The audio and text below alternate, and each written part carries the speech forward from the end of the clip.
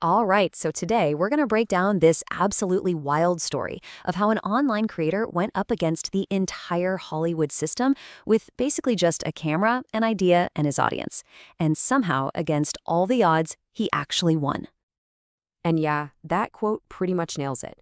A small indie horror film called Iron Lung just appeared, and suddenly everyone was talking about it. Not just because a YouTuber made it, but because it was actually really, really good. So what was it about this project that made it so different? I mean, we've seen YouTuber movies before, right? Okay, let's get into it. Look, we've all heard this one before. A popular creator tries to make that leap from YouTube to the big screen. But this time, the ending to that story was completely different. And this is where things get really interesting, the whole philosophy behind it. See, Iron Lung wasn't just some formulaic cash grab to capitalize on a fan base.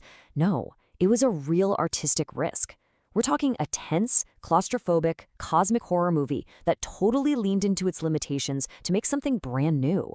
You can just feel it was made out of passion, not because of some obligation. And this really gets to the core of it, the motivation behind the whole thing. For the creator, this wasn't just another project. It was a mission. Something he'd been working his way toward for more than a decade. The guy behind all of this? That's Markiplier. And that number you're looking at, 38 million, that is the absolute key to this entire story. That's not just a vanity metric. It represents a real dedicated community. A community he has spent over a decade building, video by video. This is all about trust that's been earned over a very long time.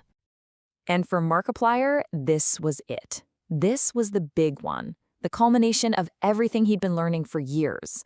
I mean, from simple game playthroughs all the way to these super complex interactive videos, he was building the skills to do it all himself. And he really did it all. Writer, director, star, and, this is the most important part, the financier. And this, right here, is the game changer. Instead of going to a big studio and getting their money with all the strings that come attached, he decided to do it all himself. He paid for it, he distributed it, and he used his audience as his entire marketing department. For him, the goal was never to make a profit. It was about making something real for the people who supported him. So let's fast forward to opening weekend, because this is where we get to see this tiny little independent project go toe-to-toe with an absolute industry giant. So who were they up against? A movie called Send Help, which had the full awesome power of Disney behind it. I mean, the difference in resources was just insane.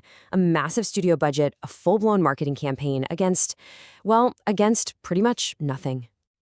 And just look at this. I mean, this chart really tells the story, doesn't it? The financial fight here looked absolutely impossible. The Disney movie cost more than 13 times what Iron Lung did.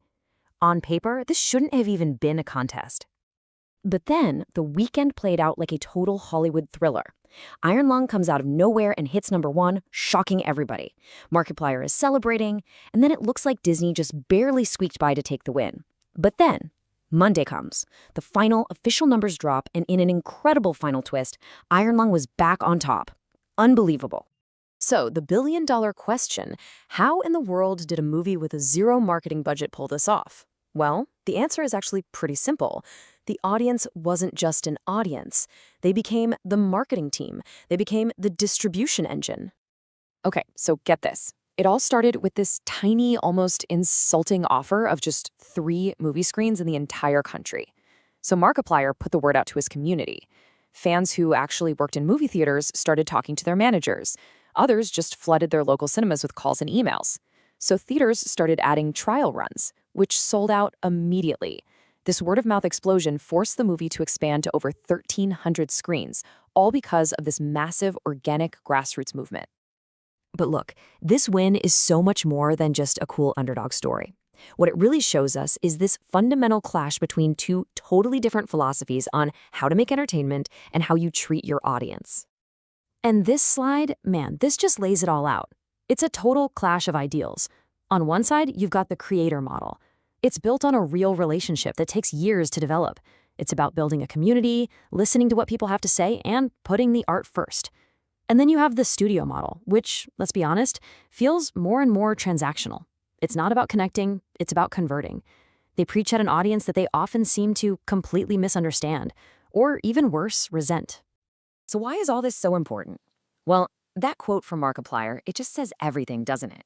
While the big studios have spent years treating their audience's goodwill like it's some infinite resource they can just drain forever, creators like Markiplier have been treating it like a garden, something you have to tend to and care for.